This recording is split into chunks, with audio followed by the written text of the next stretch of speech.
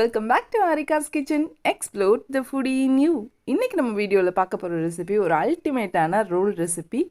இதுக்கு வந்து கொஞ்சமாக salt and pepper, tomato sauce, mayonnaise, slice பண்ண ஆனியன், ஒரு எக், ஷீட் பரோட்டா, அப்படி இல்லைன்னா சப்பாத்தி எடுத்துக்கலாம். இப்போ நான் வந்து ஒரு ஷீட் பரோட்டா எடுத்திருக்கேன்.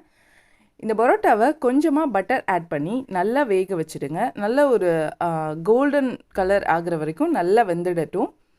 பட் கிறிஸ்பி ஆகிட வேண்டாம். இதில் ஒரு முட்டை எடுத்துகிட்டு அதை வந்து கொஞ்சமாக சால்ட் அண்ட் பெப்பர் போட்டு நல்லா விஸ்க் பண்ணிவிடுங்க.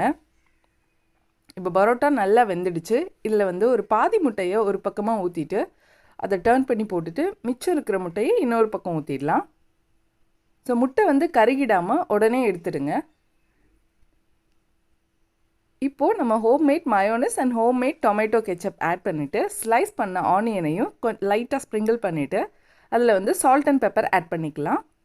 அவ்வளோதான், நம்மளோட ரோல் பயங்கரமாக தயாராகிடுச்சு. இதுக்கு வந்து ஸ்பெசிஃபிக்காக சிக்கன் ஆர் வெஜ் அப்படின்னு ஒரு ஃப்ளேவர் ஆட் பண்ணணுன்னு அவசியமே இல்லை. இந்த ரோல் ரெசிப்பியே பயங்கரமான டேஸ்ட்டில் இருக்கும்.